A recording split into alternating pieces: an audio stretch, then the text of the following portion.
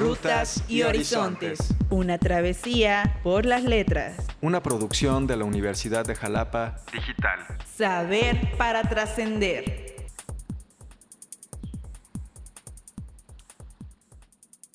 Hola, sean bienvenidas y bienvenidos a este podcast de la Universidad de Jalapa Digital, Rutas y Horizontes. Mi nombre es César Augusto García Soberano y será un gusto estar con ustedes en esta travesía. Vamos a hablar sobre libros, autores y precisamente lo que ellos nos invitan a recorrer. El día de hoy tenemos el gusto de contar con la maestra Daniela Ríos. Daniela, ¿cómo estás? Hola, ¿qué tal, doctor? Pues muy agradecida por la invitación y muy contenta de estar aquí con ustedes y bueno, hablar de los libros precisamente. Perfecto, pues bienvenida. Y también tenemos el gusto de contar con el doctor Rodrigo Rodríguez. Rodrigo, ¿cómo estás? Muy buen día.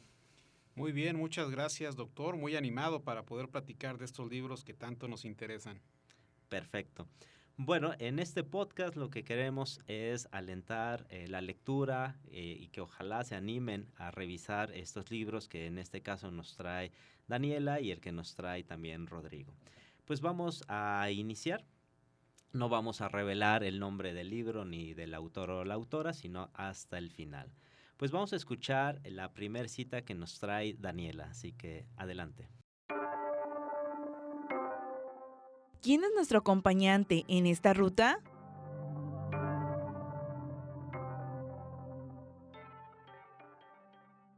Niña, dijo Milagros con la solemnidad de una sacerdotisa. Yo te deseo la locura, el valor, los anhelos y la impaciencia. Te deseo la fortuna de los amores y el delirio de la soledad. Te deseo el gusto por los cometas, por el agua y por los hombres. Te deseo la inteligencia y el ingenio. Te deseo una mirada curiosa, una nariz con memoria, una boca que sonría y maldiga con precisión divina, unas piernas que no envejezcan, un llanto que te devuelva la entereza.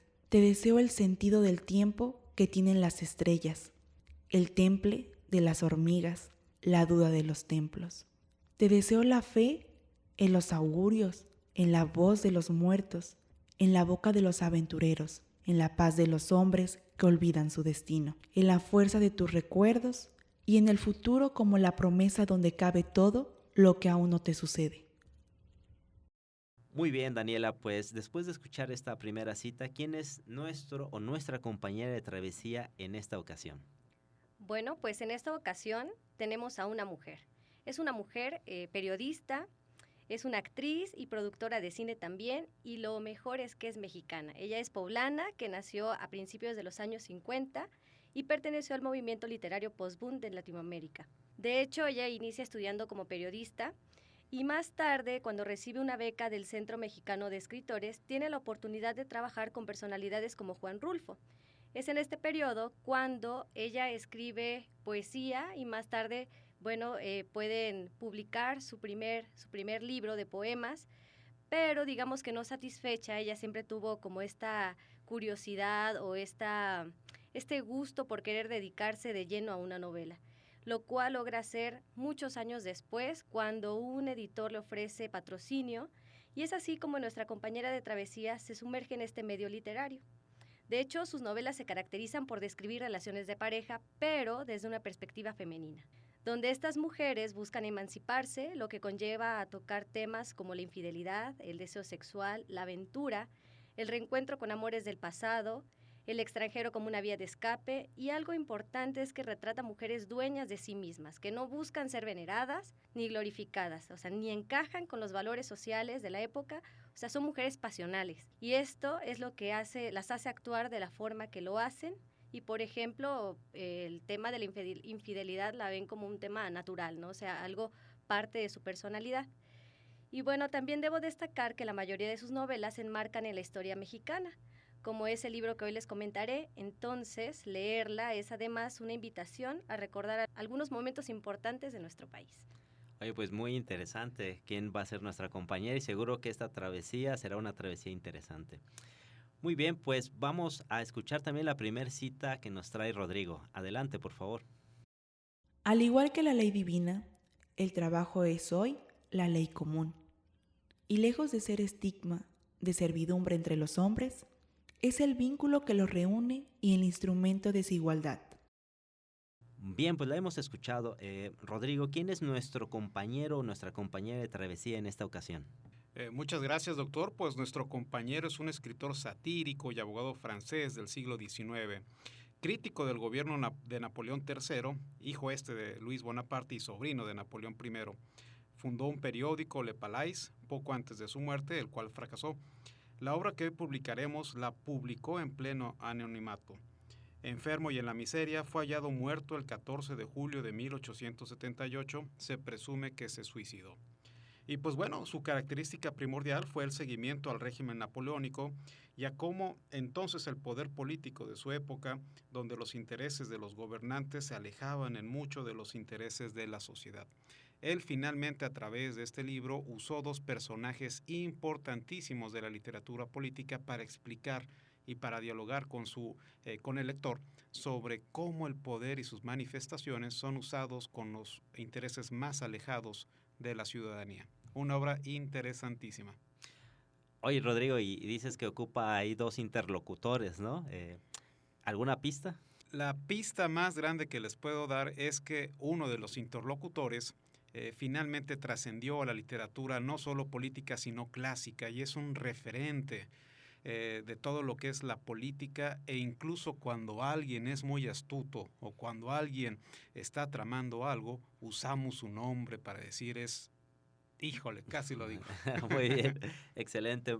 Bueno, pues vamos a la segunda parte con la segunda cita que nos trae Daniela, así que adelante. Acompáñanos a descubrir esta ruta. Milagros estaba tomando café en la cocina de Josefa, su hermana, cuando el tiroteo rompió a lo lejos un silencio tenso. Llegaba desde la iglesia de Santa Clara, frente a la casa de los Cerdán. No había equívoco posible. Al oírlos, lo primero que se le ocurrió fue correr a la calle y tratar de llegar a la casa de sus amigos. Pero la policía había cercado los alrededores y se apostaba en los techos de las iglesias, impidiendo el paso de cualquier ayuda. Cuando el ruido de una batalla dispar y cerrada cercó el aire, Milagros maldijo al poeta Rivadeneira por haberse negado a visitar a los Cerdán la noche anterior y se hundió en una tristeza ingobernable. Muy bien, Daniela. Pues vamos a esta segunda parte y la pregunta es ¿cómo es la ruta que vamos a recorrer hoy con esta obra y sobre todo con esta compañera de travesía que nos has platicado de manera muy interesante?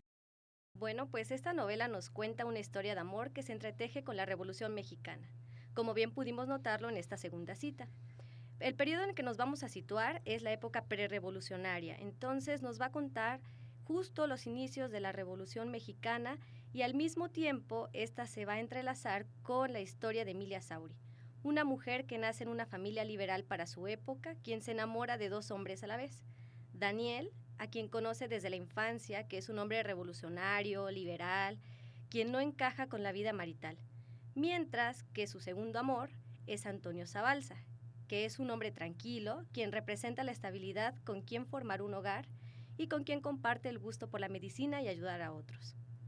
Este melodrama aborda el tema de la bigamia, tal como lo establece Emilia cuando se entrega físicamente al doctor Antonio, ya que anteriormente se había casado de manera simbólica en un panteón con Daniel, mientras estaban de huida, ¿no? Porque sabemos que Daniel es un hombre liberal, entonces pues critica al gobierno mexicano, sobre todo de Porfirio Díaz, y nos damos cuenta de que, bueno, tiene que huir, ¿no? Y ella decide seguirlo. Bueno, esta parte de la bigamia, digamos que se lo hace saber a los padres, quienes no la juzgan ni la reprochan en lo absoluto, entonces lo ven como algo natural porque están conscientes de que ella tiene dos amores y no la juzgan, ¿no? Sino todo lo contrario, están conscientes y lo ven como algo natural. Lo más interesante es que no hay castigos morales o sociales hacia Emilia, quien desafía al patriarcado, pues en este caso ambos hombres están conscientes de compartir el amor de la misma mujer y ambos están de acuerdo, llegaron como a cierta estabilidad, ¿no? De esta manera. Y bueno, otro tema que aborda es la maternidad, lo cual se observa desde el inicio de la novela con los padres de Emilia, quienes deciden no tener hijos hasta varios años después de haberse casado, puesto que no era su prioridad, ¿no? Ellos querían realizarse como, pues a lo mejor como pareja, como cada uno en sus roles. Por ejemplo, el papá de Emilia era boticario, entonces él se centró más en esta parte de la medicina botánica, y bueno, no había como tiempo para los hijos, ¿no? Y bueno, y aunque supone esta una, pues no sé, como la máxima en la sociedad patriarcal el tener un hijo, ¿no?, por parte de la mujer, nos damos cuenta con Emilia de que ella pues tiene otros planes, por ejemplo, el conocer más sobre la medicina, porque sí se ve influenciada por su padre, en el sentido de, bueno, vamos a retomar lo mejor de la botánica, pero al mismo tiempo, al convivir con un doctor, pues le llega como este gusto por la medicina y combina lo mejor de ambos mundos. Y bueno, me doy cuenta también de que esta novela está llena de ambivalencias, desde los amores de Emilia, que son totalmente opuestos. Otro ejemplo es el tema religioso. La familia de Emilia es totalmente atea y ella misma se considera así, ¿no? Pero la sociedad que les rodea es diferente, puesto que es una sociedad poblana. Sabemos que el círculo social que la rodea es de, bueno, vamos a la iglesia, vamos a regirnos por los mandatos de Dios, ¿no? Y otra presente a lo largo de la obra es la herbolaria, como bien lo mencionaba, frente a la medicina, y la forma en que Emilia combina lo mejor de ambos conocimientos para usarlo con sus pacientes. Oye, pues muy interesante en esta parte digamos, dentro de la obra, cómo es que se da que su familia, ¿no? Como tú lo has dicho, en una época porfirista, ¿no?, de revolucionaria, ¿no? Y que obviamente donde la iglesia ha impuesto estos valores tradicionalistas, ¿no? Y sobre todo en esta parte de las relaciones, ¿no? No monogámicas, ¿no? ¿Cómo es que esta familia logra esta visión, pues vamos a llamarlo, pues de avanzada, ¿no? Pues digamos que siempre estuvieron conscientes, ¿no? O sea, desde que ella era una niña, porque de hecho les costó mucho poder engendrarla, ¿no? Entonces, cuando nace le recitan pues como una oración, por así decirlo, donde le desean lo mejor, ¿no? Que es lo que escuchamos en la primera cita. Pero se dan cuenta de que ella es una mujer, como les decía, ¿no? Era una mujer no sumisa, sino dueña de sí misma, y al hacerlo desde muy pequeña se dieron cuenta de que no iban a poder como controlarla, entonces decidieron pues aceptarla, ¿no? De hecho, en alguno de los momentos del inicio del libro, cuando nos narran la infancia de Emilia, nos dicen, es que de repente le poníamos un vestido, porque tenían tertulias, le ponían un vestido para que se viera bien, para que, como típico, ¿no? La niña calladita, sentadita, no hace mayores travesuras, y ella se iba con Daniel, se iba a trepar los árboles, se iba a enlodar, llegaba hecha un desastre, ¿no? Sin embargo, pues ellos lo aceptaban, aunque bien mencioné que no había como como algún castigo social, sí de alguna manera los iban como segregando, o sea, un poco por esta visión tan liberal que ellos tenían como familia, y de repente pues al encontrarse con familias que no correspondían con estos valores, pues era de a lo mejor no dejar que se visitaran, ¿no? Cuando eran que no niños. habrán sido pocas. Que no habrán sido pocas, claro. Muy bien, excelente. Bueno, pues vamos con la segunda cita que nos trae Rodrigo. Vamos a escucharla. Entre el derecho divino, que excluye al hombre, y el derecho humano, que excluye a Dios, se encuentra la verdad. Maquiavelo.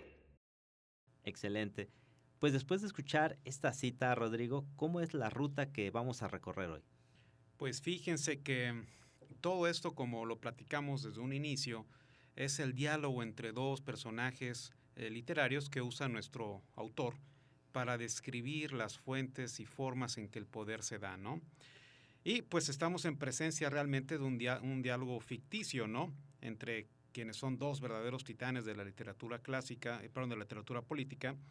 Y este diálogo, estimado doctor y estimada Daniela, solo se puede dar en un lugar, que es el infierno. Entonces, ahí el infierno es depositario de estos dos personajes y Y nuestro autor pues hace que ellos interactúen, que hablen, que platiquen, que sometan bajo la reflexión de sus enfoques, porque hay que entenderlo así. No sé si ya podamos decir aquí, mi contertulia dijo Sí. dijo los personajes de su obra. No sé si sea... Sí, claro, adelante. Bueno, él les va a una pista que prácticamente les va a dar la clave para revelar el misterio del título de nuestra obra. Pues bueno, estos dos personajes, por un lado tenemos a Nicolás Maquiavelo y por el otro a Montesquieu. Uno, autor del Príncipe, una obra indispensable para entender el poder, cómo llegarse de él, pero sobre todo cómo perpetuarlo. Y el otro, su obra más conocida que se dio en la Ilustración, fue el Espíritu de las Leyes. Entonces, como vemos, son dos enfoques opuestos que finalmente no es que se complementen, sino que uno por su lado, busca interpretar cómo es el poder, cómo se llega y cómo se perpetúa. Si quieren verlo así, ambos paradigmas pues, son exitosos en cuanto se refiere a la obtención del poder. Sirven para allegarse a él, ¿no? Sin embargo, moralmente uno es más reprochable que el otro, ¿no? Y pues bueno, fíjense que nuestro autor enfrenta los fundamentos ideológicos de estos dos sistemas políticos. Por un lado, pues Maquiavelo ahí en este diálogo que tiene con Montesquieu, nos dice que él ejemplifica la personalización del poder, la represión, el cinismo y el engaño. Cosas totalmente inmorales, pero que el que sean inmorales no quiere decir que no se sigan usando, se hayan usado y seguramente se van a seguir usando, ¿no? Y por el otro, pues tenemos la postura de Montesquieu, que él finalmente encausa todo a las leyes, de la representación popular, de las instituciones, dentro del marco de la democracia liberal, del principio del siglo XVIII. Entonces, como vemos aquí, es muy interesante cómo ellos finalmente están platicando, uno defendiendo sus ideas, aunque también hay que decir que el autor de este libro varía un poquito la postura de Maquiavelo para hacerla más aterrizada a este régimen de Napoleón III que él viene denunciando, viene criticando y viene satirizando, ¿no? Entonces como que le agrega un extra para que todo esto funcione e interprete su realidad. Estos dos paradigmas se oponen y esta oposición es usada por nuestro autor pues para denunciar las acciones del gobierno de Napoleón III, por lo cual fue censurado y hasta perseguido. Perseguido a tal grado que tuvo que salir de Francia, refugiarse en el extranjero, bajo el anonimato publicó esta obra, y esta obra incluso le fue tan mal a nuestro autor que le fue plagiada por otros, ¿no? Entonces no tuvo los réditos, de la venta de la misma, ni el reconocimiento como tal, sino como le ha pasado a muchísimas personas. Fue hasta después que fue reconocida y esta obra por sí mismo se sitúa, digamos, en una posición privilegiada dentro de la literatura política. Es decir, podemos incluso hasta equipararla, bueno, no tanto, pero podemos acercarla mucho a lo que es El Príncipe o a la misma obra de Montesquieu para entender y descifrar el poder. Aquí algo bien importante, como decía, el autor adecúa la postura de Maquiavelo a su realidad, ¿no? Entonces aquí vemos que Maquiavelo pues instrumentaliza la astucia, las artimañas, la propaganda y las relaciones públicas. ¿Para qué? Para gobernar. Entonces hay una variación de lo que fue la obra primigenia de Nicolás Maquiavelo a la actualidad que vivió nuestro autor cuando vivió. Parece entonces que el fin de esta postura, la de Maquiavelo, es violentar al hombre, pero fíjense que no. El mismo diálogo nos va desarrollando y nos va explicando que no intenta violentar al hombre, o sea, no lo intenta destruir, sino que lo intenta desarmar. Y un hombre desarmado, como él lo viene explicando, pues es un hombre en el cual se puede hacerle todo. Eso sería, mi estimado doctor. Oye, Rodrigo, pero digamos que estamos en el contexto, ¿no?, de Napoleón, ¿no? Y digamos entre los dos interlocutores que has mencionado, pues uno escribe precisamente para la monarquía, ¿no? Como tú bien citado, ¿no? Hacia el príncipe, ¿no? Entendido como el principiante, el que está iniciando y entonces necesita precisamente prepararse para gobernar, para ser rey. Por otro lado, estás ocupando un interlocutor, o está más que tú el libro, ¿verdad? Está ocupando un interlocutor que intenta que las leyes sean la norma, la institución sea lo que rija, ¿no? ¿por qué se da en el infierno y por qué, digamos, directamente en el contexto de Napoleón? Pues mire, yo creo que el autor ahí finalmente viendo las trayectorias y vidas de los personajes que usó, solamente pudo concebirlos en el infierno seguramente para expiar sus pecados, ¿no? Y ¿por qué se da ahí? Miren, a mí me hubiera gustado más que se hubiera hecho referencia a lo mejor al infierno de Dante, ¿no? Porque ahí hubiera sido más entretenida la cosa. Pero lo que usted dice es muy cierto y de hecho el lector cuando esté atento a lo que dice la obra de nuestro autor, verá que efectivamente él usó estas dos posturas. Una, como bien dice usted, es para la obra de Maquiavelo, El Príncipe, finalmente es un regalo que le hace al príncipe de Florencia para que él pueda perpetuarse en el poder, pero pueda explicar cómo funcionan los hombres en atención a él. Entonces, si queremos en términos llanos y para que todos nos entendamos, es un autoritarismo en el cual Maquiavelo le da la guía de uso, la guía, le da el manual, ¿no? Mira, esto es para que tú lo puedas perpetuar.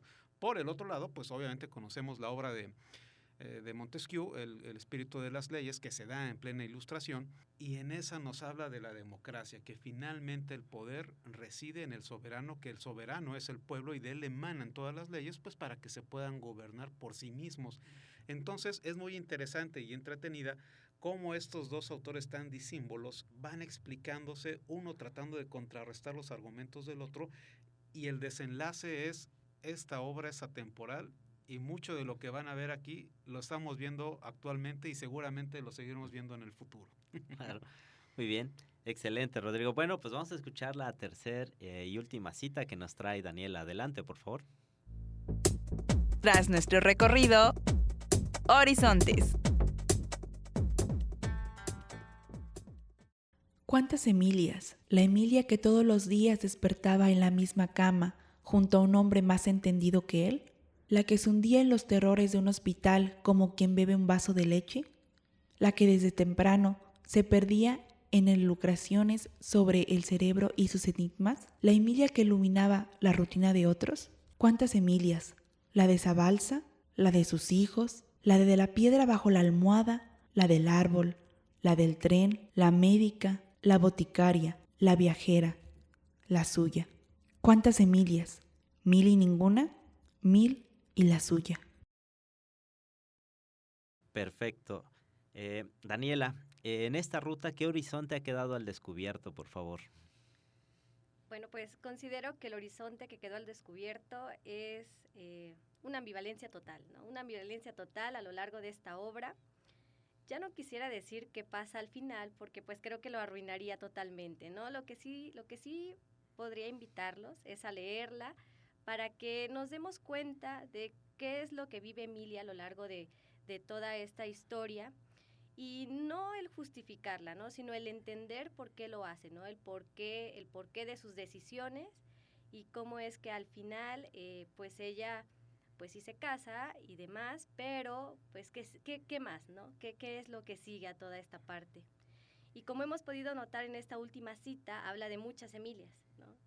Habla de que somos multifacéticos, ¿no? Y considero que, bueno, como seres humanos no podemos encasillarnos en un solo concepto, ¿no?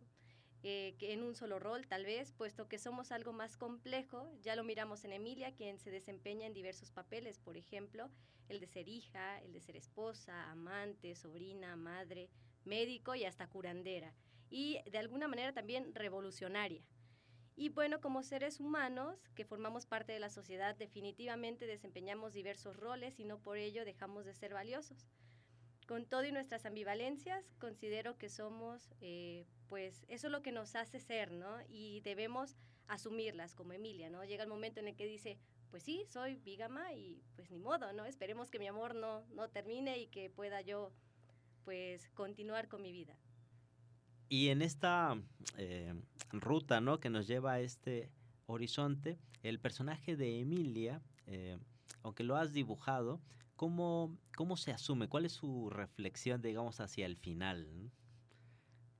Pues hacia el final considero que se asume como una guerrera, pero al mismo tiempo se asume como una persona que va a vivir como ella considera que tiene que vivir Entonces, digamos que no está esperando la aprobación de nadie, ¿no? Entonces ella no espera aprobación de nadie, ella pues vive por vivir porque sabe que solamente hay una vida, entonces trata de disfrutar lo mejor de cada momento.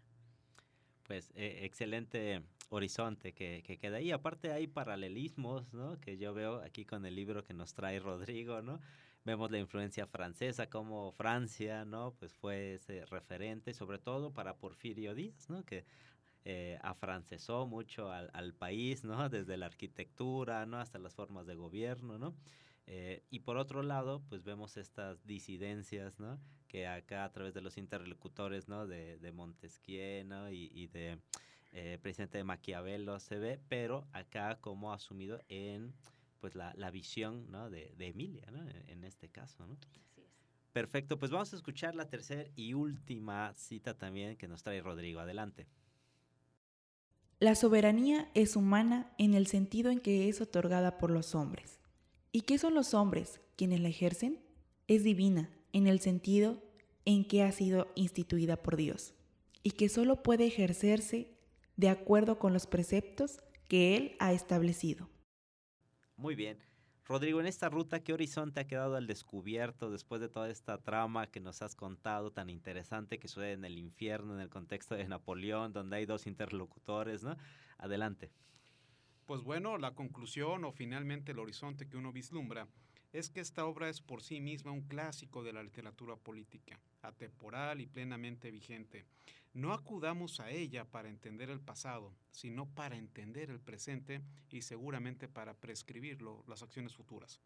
Y miren, cuando uno la confronta con su realidad política, es decir, con lo que vemos diariamente que hacen nuestros políticos, detectamos que su contenido procura guiar muchas de las acciones de ellos. Entonces, esta obra es un manual de operación para actores políticos, pues presenta conductas y estrategias, pero también algo bien importante, crea pronósticos. Entonces, prácticamente es una guía de ruta de lo que tiene que hacer todo político para perpetuar el poder. La tergiversación y el uso de las ideas, la posverdad, la manipulación de la prensa, todo esto lo dijo nuestro autor allá en 1800. Imagínense entonces cómo de 1800 a la realidad, cuando uno termina de leer esta obra y prende la tele y ve todo lo que está pasando en nuestro país, ya no vayamos a lo que pasa más allá, pareciera que todos ellos agarran esta obra, las ideas de Maquiavelo, de Montesquieu, de nuestro autor, y siguen paso a paso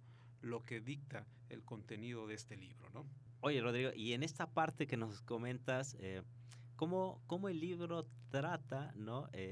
Ya a nivel de consecuencias de actividad, estas disimilitudes, ¿no? Como tú dices, Maquiavelo, pues, estableciendo medios que sabemos que van a ser efectivos, ¿no? Pero que moralmente pues, nos dejan algo que desear, ¿no?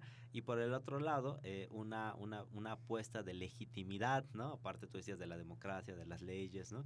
¿Cómo termina en esta parte, sin decir el final, ¿verdad? Pero cómo termina esta discusión, ¿no? En el infierno, ¿qué pasa ahí?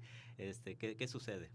Pues mire, finalmente contener dos personalidades, dos mentes, dos titanes de la política en una obra fue, digamos, difícil, yo supongo, para Joly, pero finalmente supo cómo manejarlo, porque efectivamente ambos, es que créanme, es como, ¿cómo decirlo? ¿Cómo explicarlo? A ver, cuando uno avanza con sus argumentos y pareciera que va ganando más que la plática, la discusión, el otro le contrarresta y le saca ideas que él previamente en sus obras ha expuesto, porque lo interesante de esto es que cuando él expone las posturas de ambos, él finalmente lo hace en un tiempo donde ya todo mundo conoce, o él ya conocía las obras de cada uno de ellos, ¿no? Pero ellos también ya conocían, a pesar de que uno murió antes que el otro, ya conocía las obras que había escrito después de la muerte de quien estaba hablando, ¿no? Entonces decían, pero fíjate que tú dijiste esto, entonces eso no tiene nada que ver con lo que estás diciendo ahorita, y el otro, no, es que fíjate que ahorita, aterrizado, viendo lo que ha pasado, es aplicable por esto, ¿no? La conclusión, pues miren, insisto, es cuando yo lo leí este libro hace más de 5 años y lo volví a leer para este podcast, y pareciera que lo que pasó hace 5 años se está repitiendo nuevamente en la política actualmente. Entonces, la gran enseñanza es que este libro, si bien es cierto, es para la clase política, créanme, también es para la ciudadanía. Nos va a enseñar cómo descifrar el poder en sí mismo y cuáles son las estrategias más usadas y rebuscadas por los actores que detentan el poder. Perfecto, Rodrigo. Bueno, para ya cerrar, Daniela, pues ahora sí revelar el nombre de la autora del libro y por qué nos trajiste esta selección. Bueno, pues el libro que les he comentado es Mal de Amores, lo escribió Ángeles Mastretta. Y bueno, la verdad es que este libro lo adquirí porque fue un regalo hace muchos años por un maestro. Entonces, de repente lo volví a leer hace poco y me di cuenta de que estaba como muy ad hoc con todo este movimiento en el que la mujer, ¿no? Cómo ha cambiado pues sus roles a lo largo de los años. Ahora nos damos cuenta de que más mujeres deciden pues no casarse, no tener hijos, y en algunas ocasiones cuando la familia o el contexto todavía es muy tradicionalista son duramente juzgadas, ¿no? Y el decir, ay, no te has casado, ¿por qué no te has casado? O ¿por qué a lo mejor no tienes hijos o no los has tenido? O el simple hecho de decir, tienes 2 amantes, ¿no? Por ejemplo, claro, que es como lo más controversial de toda esta historia. Y de repente nos damos cuenta de que solamente los hombres eran como muy aceptado hacerlo, ¿no? O sea, el hombre pues está bien visto que tenga a lo mejor varias parejas, ¿no? Y en la mujer, ¿por qué todavía no? Entonces, pues a mí me llamó mucho la atención y sobre todo como para reflexionar sobre esta parte del no juzgar, ¿no? A lo mejor no sabemos cuál es la historia o cuáles son las historias que devienen de, por ejemplo, en este caso de Emilia, y qué es lo que la lleva a actuar de la forma en que lo hizo. Claro, pues creo que es una clara invitación a una obra que, como nos has planteado, da otra visión, ¿no? Otro análisis, otro enfoque y alternativas muy claras. Perfecto, Daniela. Pues, Rodrigo, ¿no? Momento, aunque por ahí ya nos diste algunas pistas, ¿no? De revelar el autor, la autora, el nombre del libro y por qué la selección. Pues bueno, la obra que hoy venimos a platicar se llama Diálogo en el infierno entre Maquiavelo y Montesquieu y es de Maurice Joly. Él es como lo decía, fue, mejor dicho, un escritor y abogado francés. Y esta obra la elegí por 2 motivos primordiales. Primeramente, porque un compañero de la universidad, Kefren Luna Gómez, en alguna otra intervención o dinámica como esta que tuvimos el año pasado, él participó y platicamos un poquito ahí en esa dinámica sobre política y demás. Entonces, él me recomendó nuevamente este libro y muy amablemente me lo regaló. Entonces, vaya, eso fue lo que me motivó para exponerlo en este podcast. Y segundo, porque a mí me interesó mucho la obra del Príncipe de Maquiavelo. Él finalmente es una de mis obras más recurrentes o de cabecera porque la usé para unos ensayos que hice en la maestría, y el espíritu de las leyes de Montesquieu también me gustó mucho. Entonces, volver a verlos juntos en este diálogo que son 25 diálogos que maneja el libro, y verlos en el infierno, finalmente es algo que, pues vaya, siempre llama la atención, ¿no? E insisto, uno al abrir sus páginas y ver lo que está pasando en la tele, dice, ah, caray, pareciera que están siguiendo este manual, ¿no? Claro, ya nada más faltaría Marx, ¿no? Ahí para sí, terminar de completar sí, la obra, ¿no? Sí. Excelente, Rodrigo. Pues queda también la invitación, ¿no? A este muy interesante libro. Bueno, pues agradecerle su presencia. He disfrutado mucho estos horizontes, estas rutas que hemos recorrido. Daniela, muchísimas gracias. ¿Algo que quisieras agregar? Pues la invitación, ¿no? La invitación a los libros, el que se sumerjan en la lectura, porque sabemos que leer nos transporta, ¿no? Puede ser al pasado, al futuro o a diversos lugares, ¿no? Y pues también agradecer la invitación, me sentí muy, muy contenta de poder compartir con ustedes esta lectura. No, pues muchas gracias. Y agregando a esta parte, también a veces a observar situaciones, acciones que tal vez no están en nuestro campo mental visual, ¿no? Sí. Y leer nos ayuda a exponernos a esas situaciones. Muy bien. Rodrigo, muchas gracias por estar aquí. ¿Algo que quisieras agregar? Pues nada, fue una dinámica bastante entretenida. Me gusta mucho platicar de libros, me gusta mucho leer, me gusta tener este diálogo, no en el infierno, sino en la Universidad de Jalapa Digital. Y pues la recomendación de leer y recomendarles este libro en particular. Muchas gracias. Perfecto. Muy bien, pues hemos llegado al final de este podcast, Rutas y Horizontes de la Universidad de Jalapa Digital, para conversar sobre libros, autores y las travesías que ellos nos invitan a recorrer. Nos vemos en el siguiente programa, Saber para Trascender.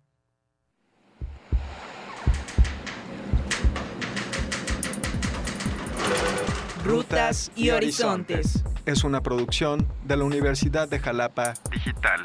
Para Radio Universidad de Jalapa.